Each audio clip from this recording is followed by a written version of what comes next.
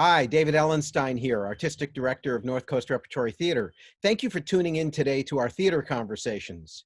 If you haven't done so already, please consider subscribing to our YouTube channel. That would help us out a lot. Thank you.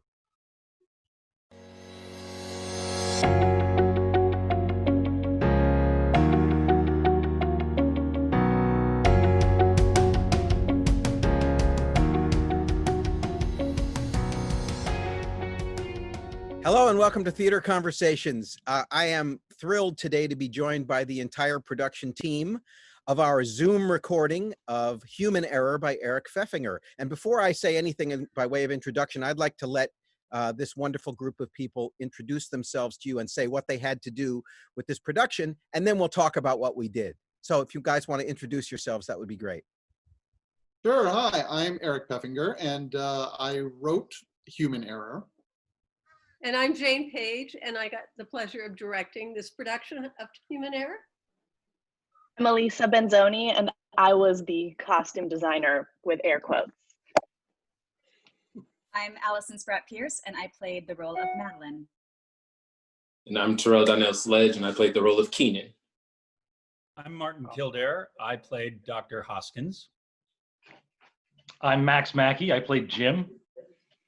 I'm Jacque Wilke. I played Heather.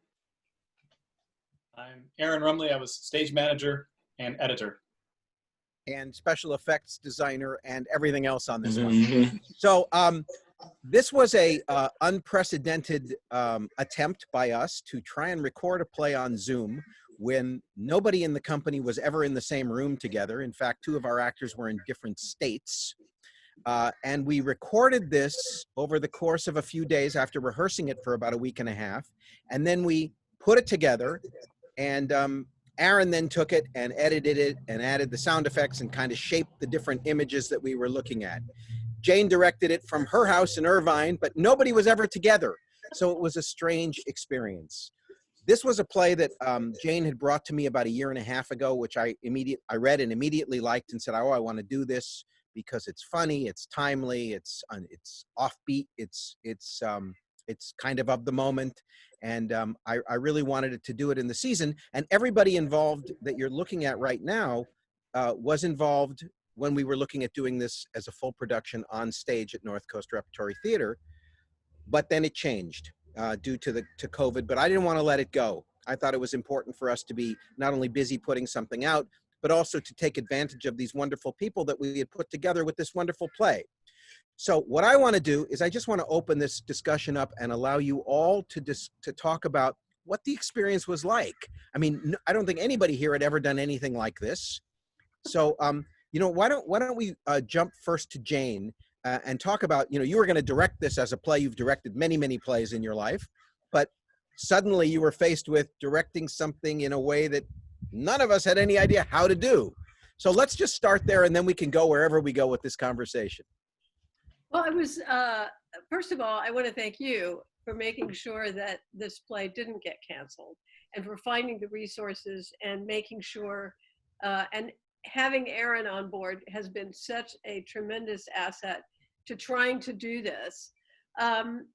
It was sort of like directing everybody as if they were in telephone boxes sprinkled all over the country, and being in a room like we are now, all together in little boxes, and trying to rehearse it so that it's authentically connected, but also being aware when we film it, directions are going to have to be done in sort of a mathematical way, and it was just a real puzzle.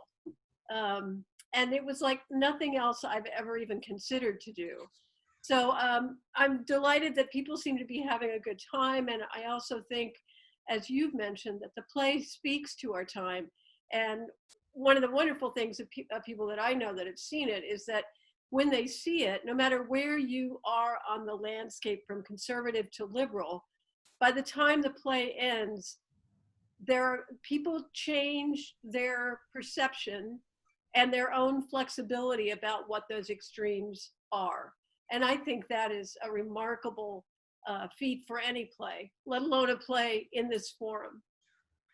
Great. Who wants to jump in? I'm gonna let this be a little bit free flowing. So if you've got something to say, please speak up. Well, I'll say that there's a degree to which I probably found this a little less jarring than other participants, because it is not unusual to me to have experience of having a play being done in a state that I'm not in, having rehearsals occurring, when I'm not there. I've even done the thing where I Skype into a rehearsal and sit there like a head in a box, like a weird digital eavesdropper.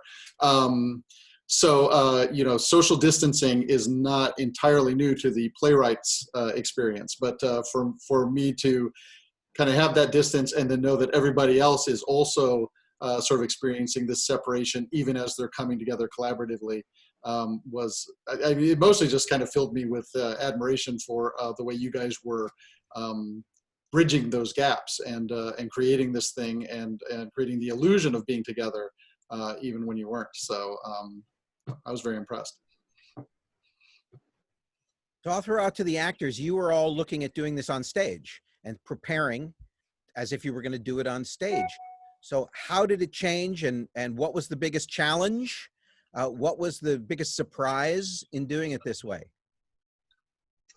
I think for me, a lot of it was learning to be able to act less with your body physically, and not having that kinetic chain reaction with the audience and not being able to play off of that. I think what Eric said about being apart physically but still trying to be together in as one, I missed going on a break and being able to go get a cup of coffee and like chit chat, and that what separates it for me is that bonding that we have as actors that we didn't get to get in those times of off time.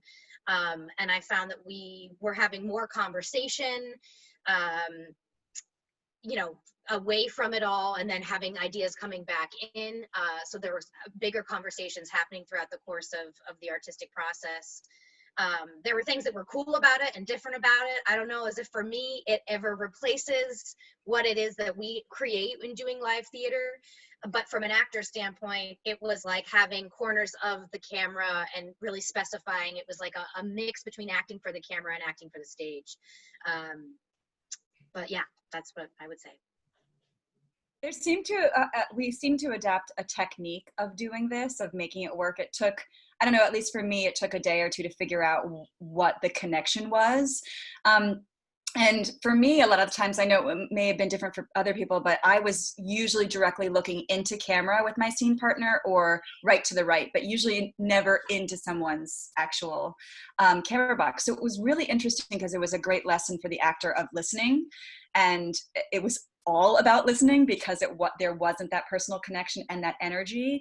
So it's a really amazing lesson because so much of the time we stop listening, especially in theater. Sometimes you just get so used to it. So it was about listening to the words and taking it in and getting that reaction just from the words. So the words really had to stand on their own. So thank you, Eric, for doing that.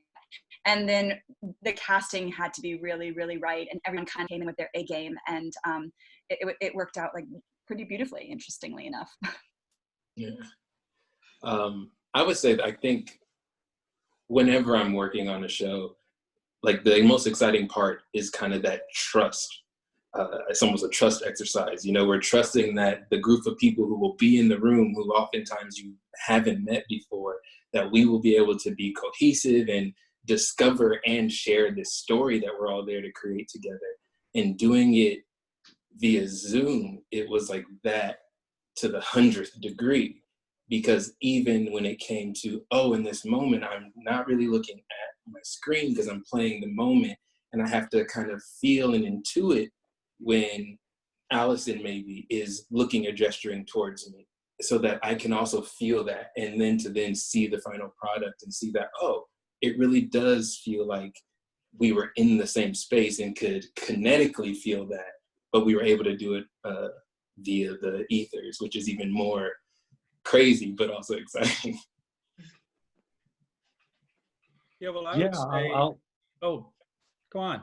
Oh, I was just gonna say, I would add that the most thing I miss is the physicality, both in I think I would have, Jim's a big, loud character, and I think that he would have been a lot of fun to play with the physicality more of roughhousing with Terrell, even if he probably would have, probably easier on his shoulder. I would have punched him in the shoulder a lot, probably.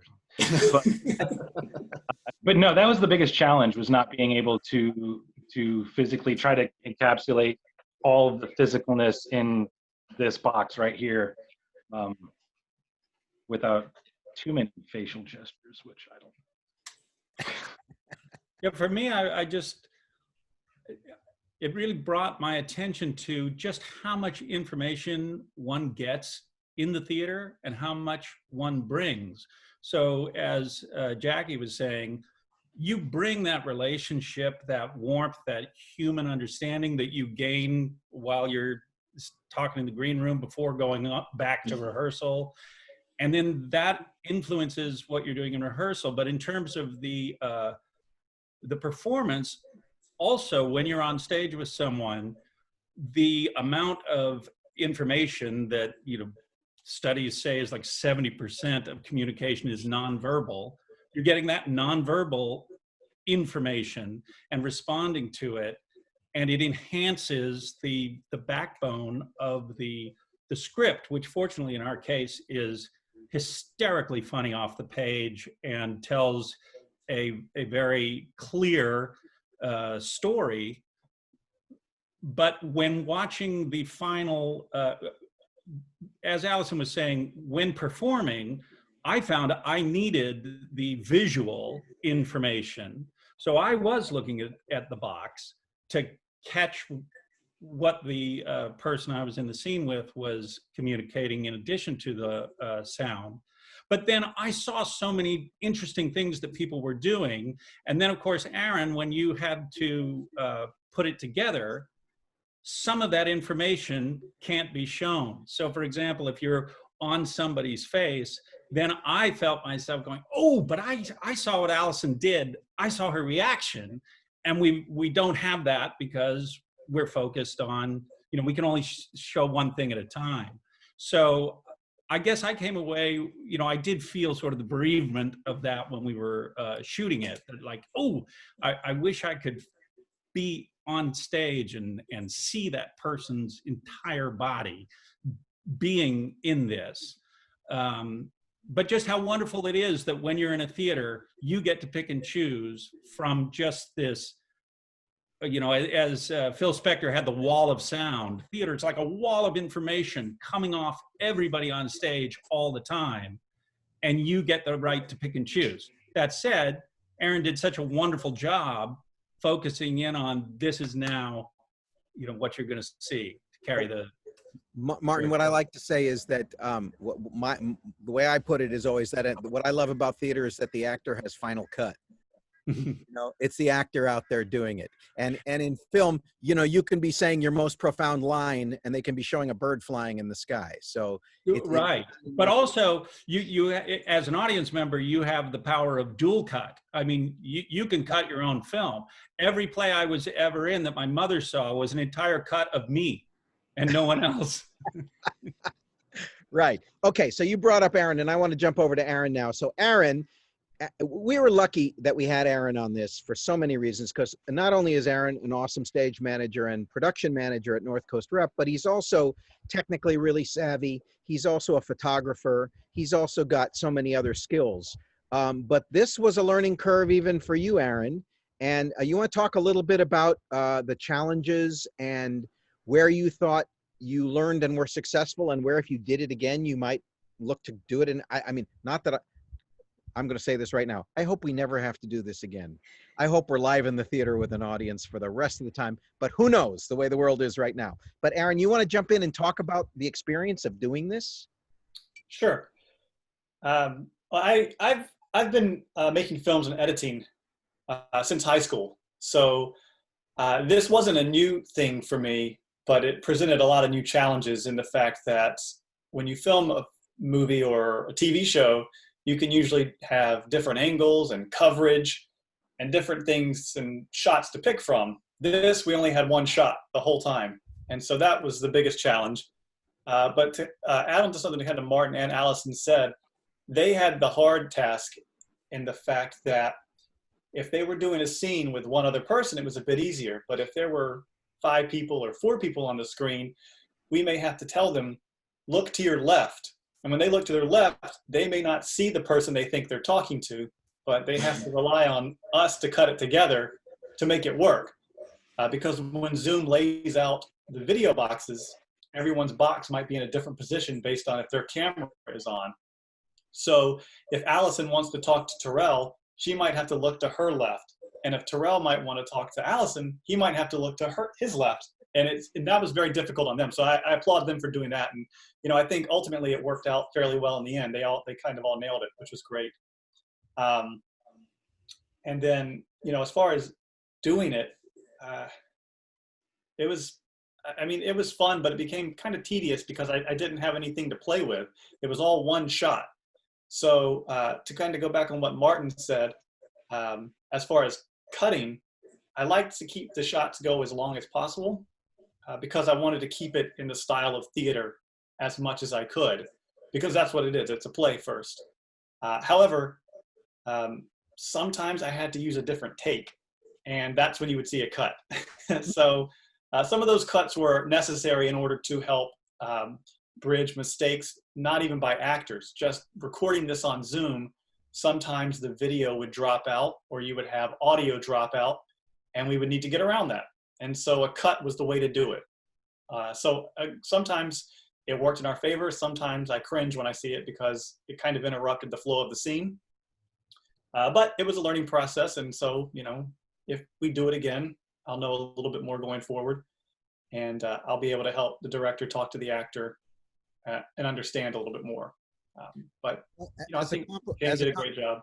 Yeah, as a compliment to both Jane and Aaron, I've gotten a lot of responses from people who have watched, who I haven't yet gotten one that didn't enjoy it, but a number of them, a lot of them have said, and the staging was great.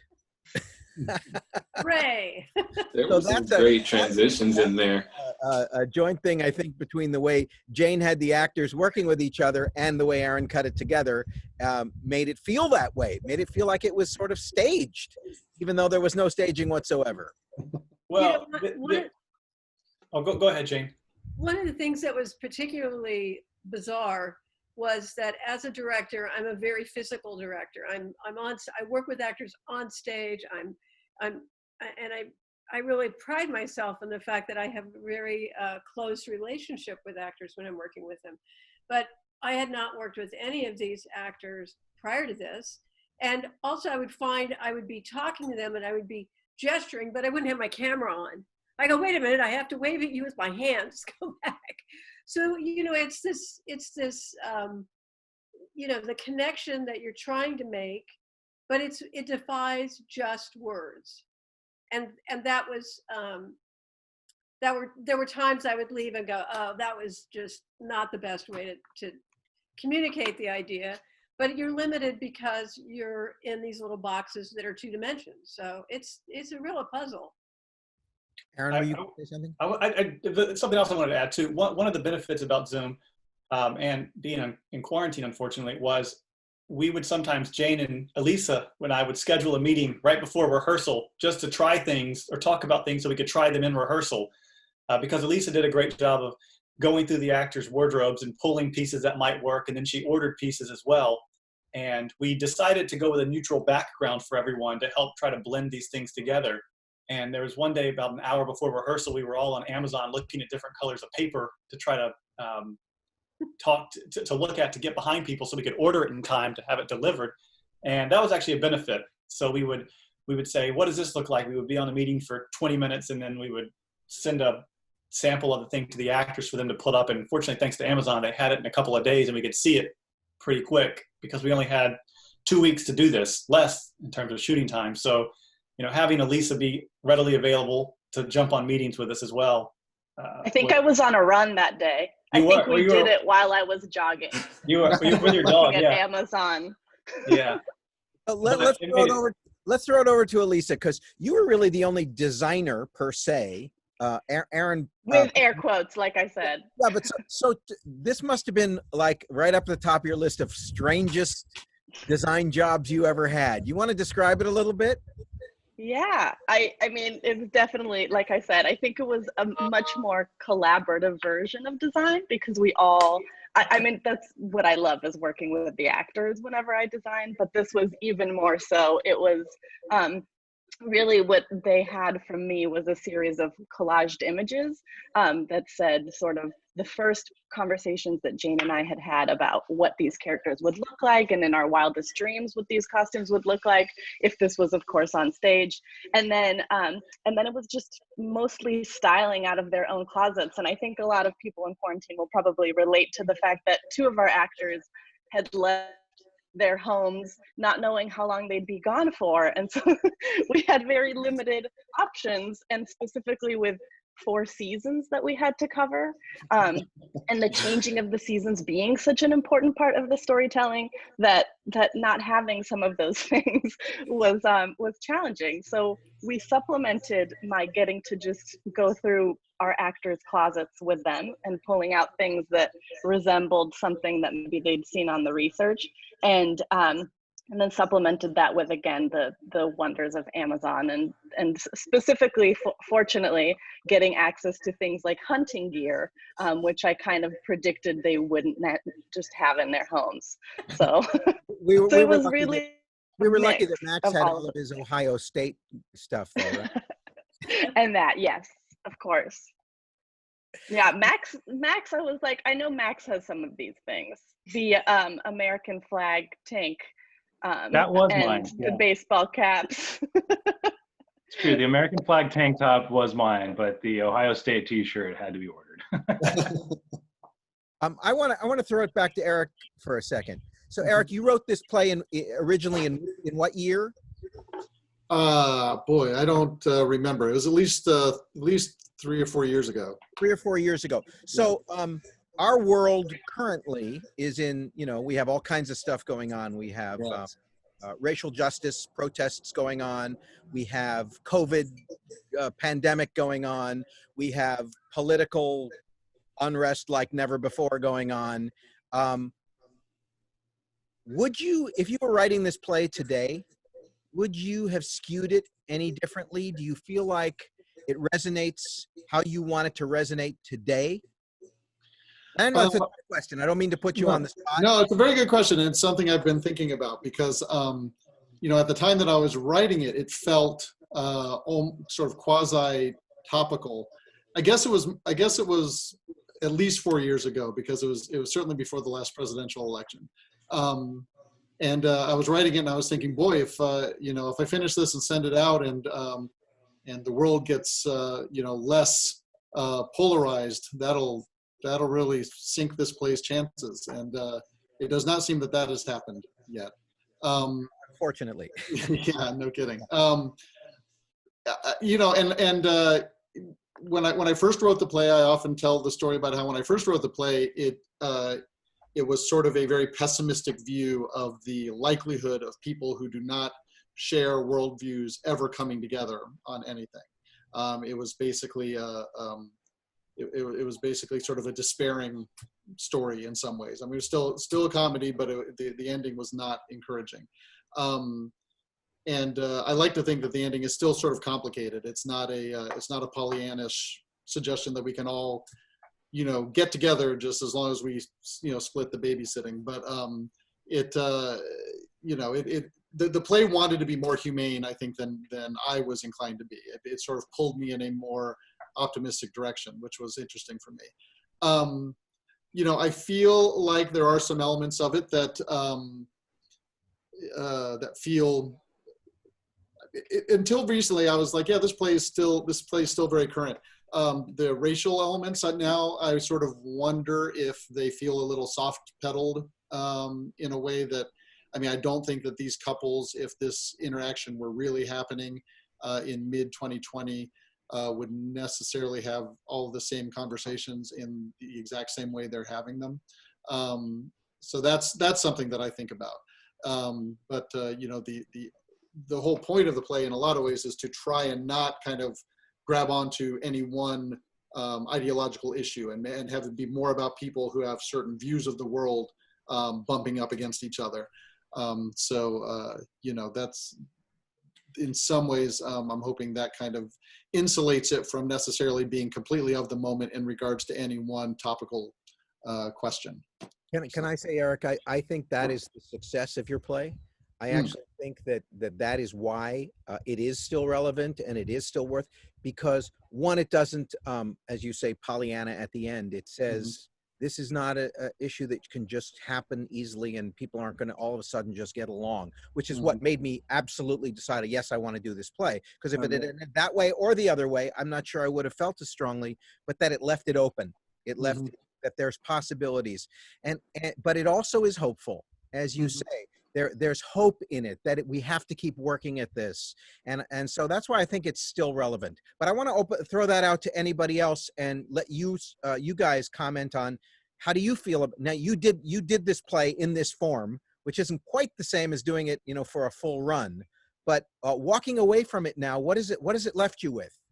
Well, I would just like to say, thank everybody involved in making this happen, because ever since the COVID happened and with our polarized political environment, I've wanted to do something. I've wanted to help out. And then I thought, but what I do is I tell a story. That's what I'm comfortable doing.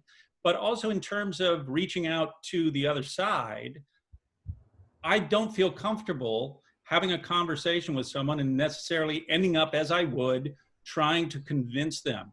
But to be able to tell this story, to let people, encourage people to re-examine their position and then have a conversation with themselves. That is what the feedback I've gotten from people. And so I really appreciate the opportunity to do something in a small way to encourage people to think more, to just move the ball down the field toward whatever's coming next, which hopefully will be a better resolution and more togetherness. Although, as you say, that's a sticky wicket. You didn't say sticky wicket, but you know what I mean. Anybody else want to weigh in on that one? I mean, I always love getting to work on the stories that encourage the audiences, but as well as the performers, everyone to kind of grow to be a little bit more comfortable with unknown and with uncertainty. I think that is, I mean, when I work on new stories, like I have to go through that process. I think we all do in our, our contributions of not knowing, what it's going to take, what is it going to be, what will it feel like when I do it.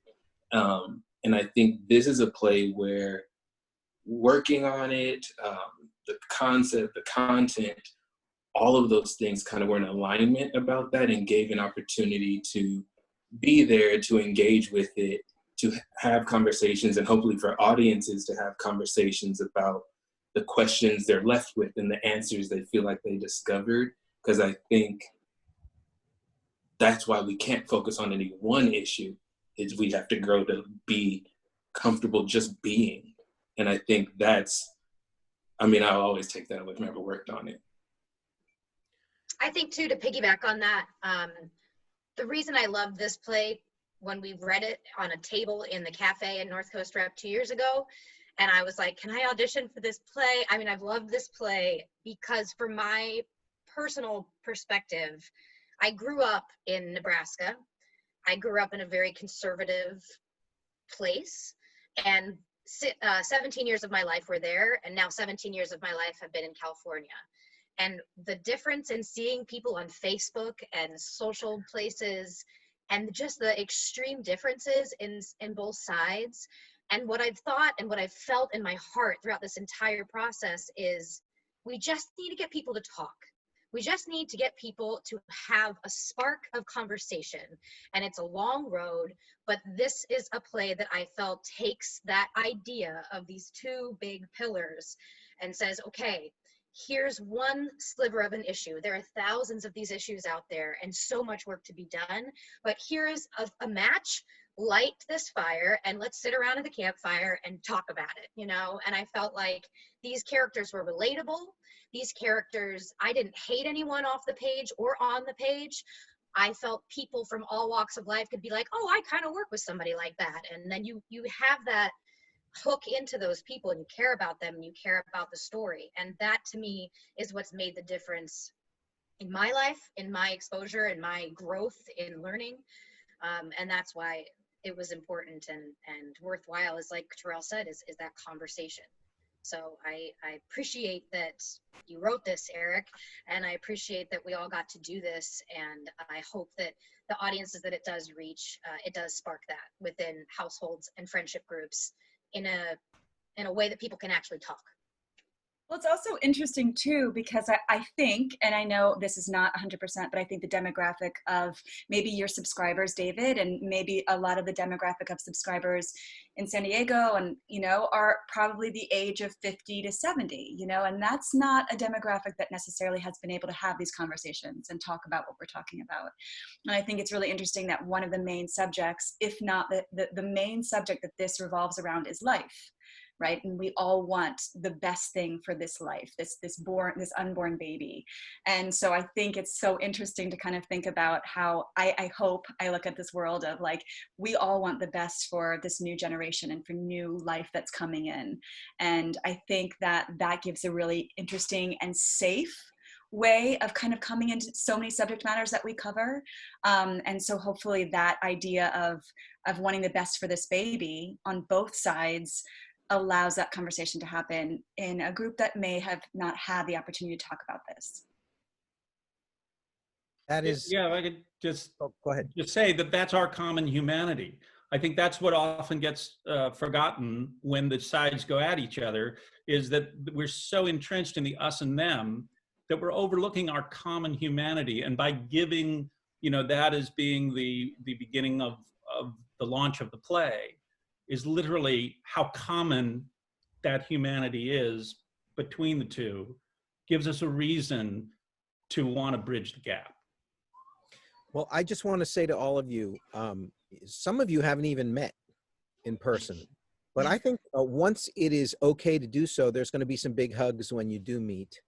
I am so proud of all of you and of what you brought to this process and of what we created. It's not what we normally create. It's a hybrid thing that we had to band together to do this way, but in a weird way that makes it even more special, and it's going to stand out, I think, for all of us as a unique and successful accomplishment. We've done something good here, and I am so proud of all of you, and I can't thank you enough. And I know this conversation that we just did is going to resonate really well with the audience that has seen this or not seen this. So I thank you all. I look forward to seeing all of you in person. And I haven't even met two of you in person. So I'm looking forward to that too. So thank you so much for today and for your great work on Human Error. Thank you. Thank you. Thank you so much. Thank everybody. you. Thank you, Aaron. Thank you, everybody. Thank you, Yeah. Eric.